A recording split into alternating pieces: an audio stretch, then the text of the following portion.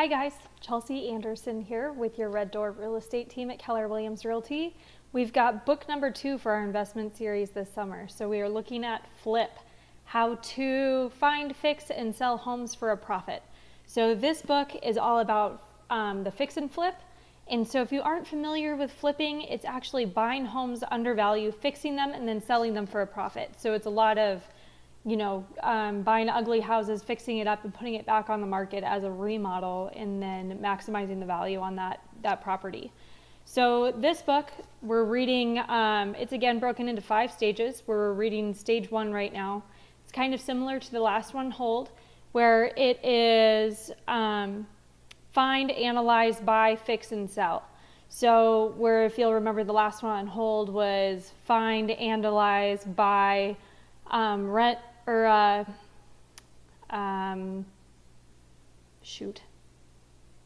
sorry, having a blank mind at the moment, but then basically getting it back on the market to rent and then grow your investment. So this one is going to be a lot shorter term investment than a hold property. The ideal on this one is to only have it for a couple of months, have it on the market for 3 weeks, and be done, and collect your check from the investment side of things. So first off, we're going to be learning how to find properties that meet your investment criteria.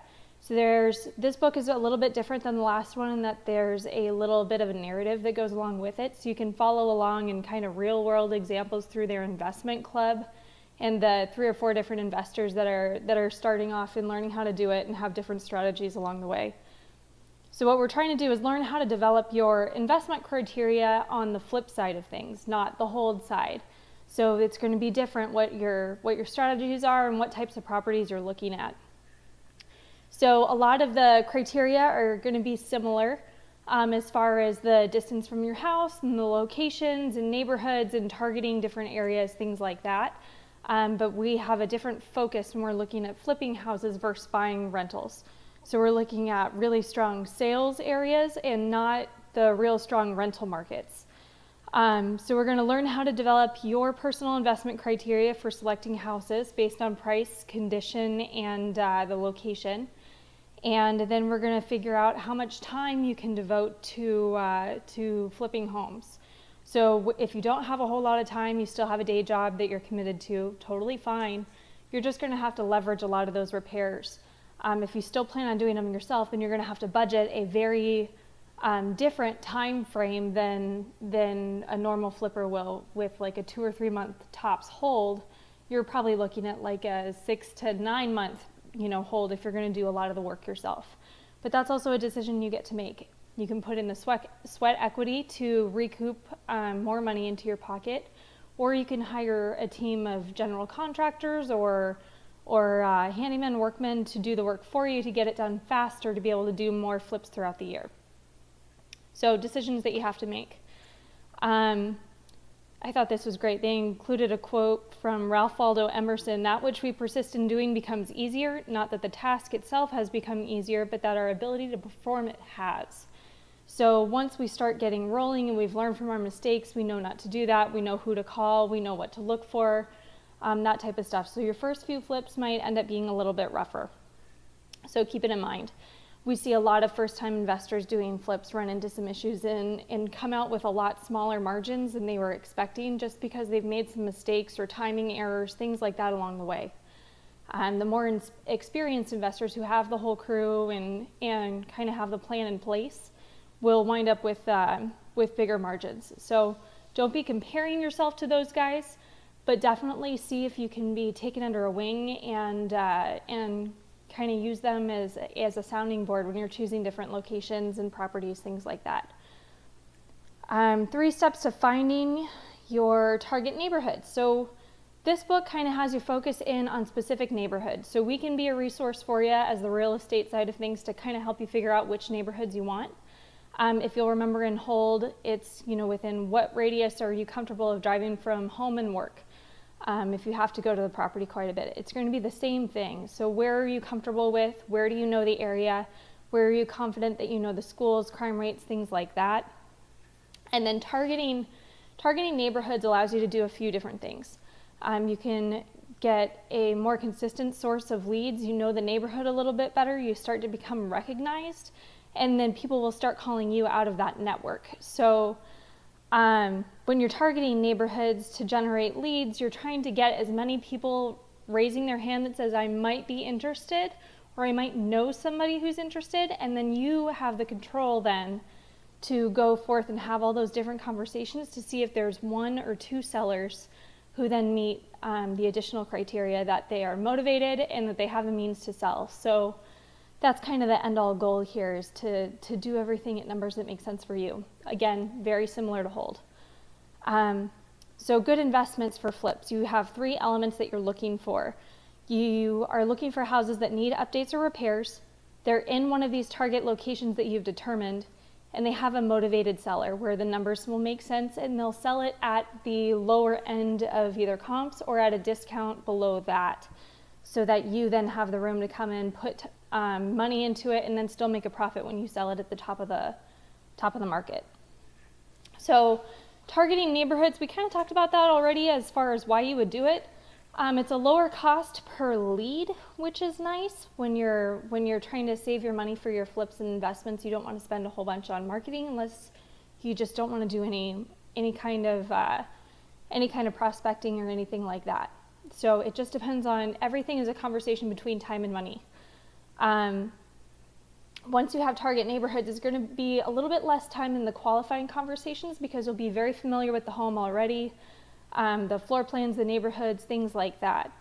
You can find homes faster. You'll probably buy more because they'll be compounding, especially if you use each flip as a leverage tool with signs in the front saying something like, you know, this house is getting a facelift, know another one that could be next, or something like that, to kind of get a little bit of buzz. So neighbors kind of start thinking about it and see what's going on. There's 6 targeting criteria in the book on page 28. So if you want to review that, that is all going to allow you to make clear, more confident, and quick decisions in whether or not the house is going to fit your investment criteria and whether or not you want to move forward. So remember, when you're doing this, once you've done the flip and you've gotten the house on the market, you want it to be able to sell in 3 weeks or less. So if a house is in a neighborhood that tops out at a price of $300, you don't want to be stretching that price to $375 because you're going to be pushing yourself way out of that ideal selling time frame. You want to be very, very close to where the top of the market is, so you'd be at like $300, maybe $310 if you felt like you could stretch it. And so then you'd want to buy somewhere in the lower 2s. So therein lies the challenge, is finding sellers who will sell for a discount or at the lower end of things. The greatest buyer pool that you will have for these flips is going to be as close to that median price value in the market as possible.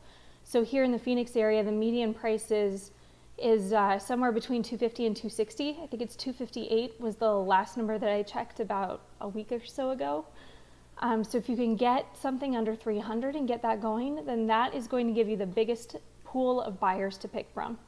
If you start doing a lot more of the higher end flips, there's a lot bigger margins and a lot more opportunity there as far as the finances go.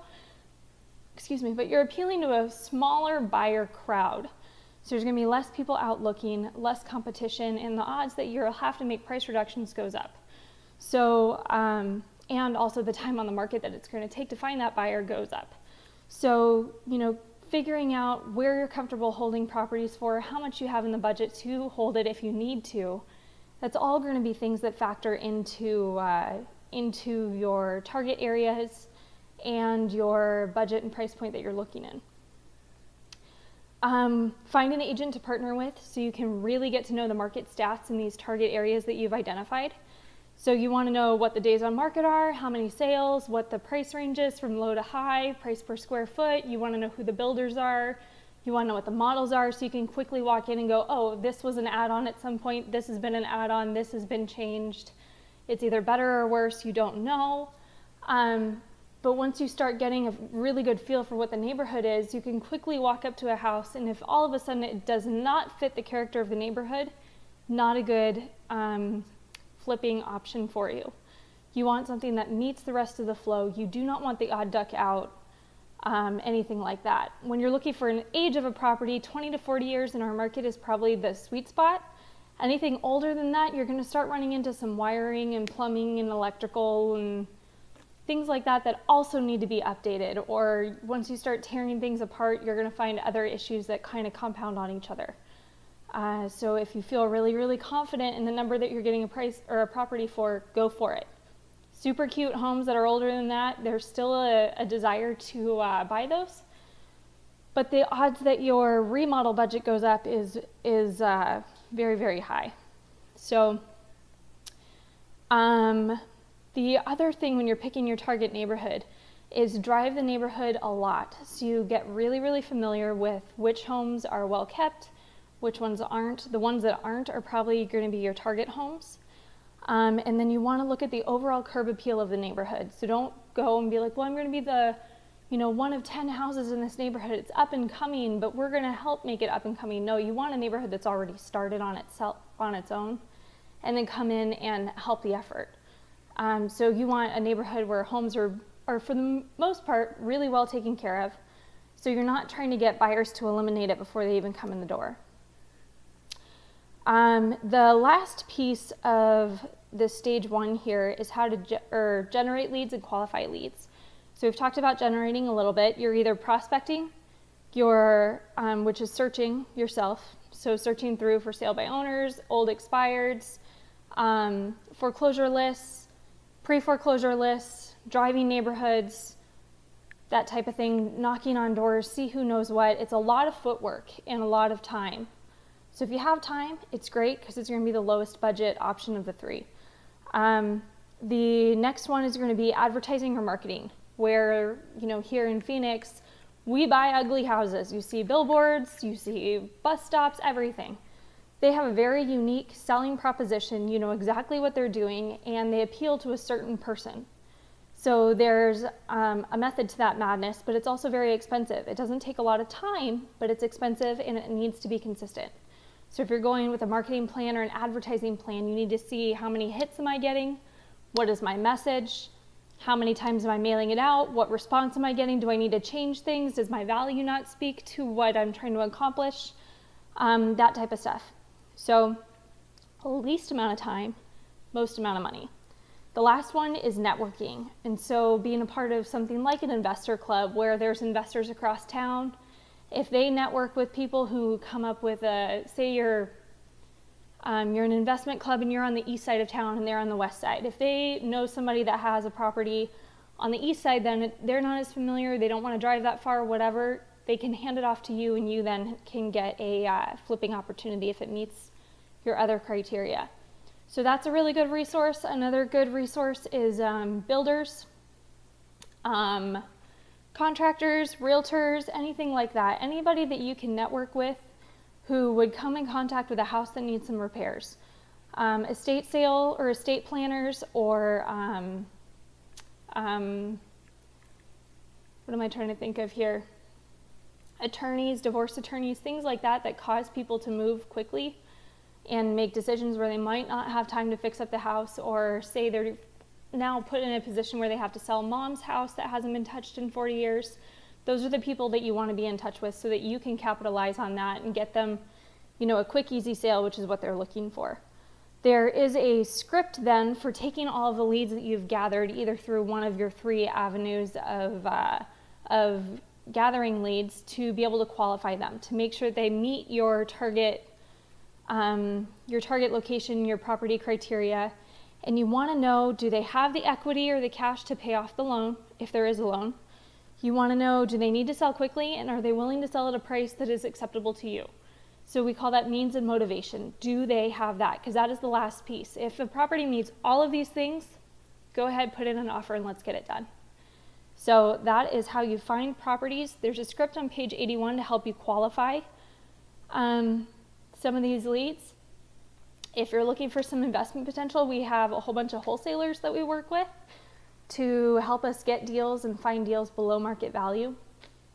If you want to be on those lists, let me know. Or if you're looking for a specific property in an area, let me know. if I see something come across my desk, I can definitely forward it to you. And then, of course, in all of our normal real estate phone calls in life, we come across some of these properties that it would be just a good idea to go straight to an investor. So if you want to be on those lists too, let me know. We are happy to help. Phone number to reach me is 602-748-6136, or feel free to email me at chelsea@yourreddoorteamaz like Arizona.com. Bye.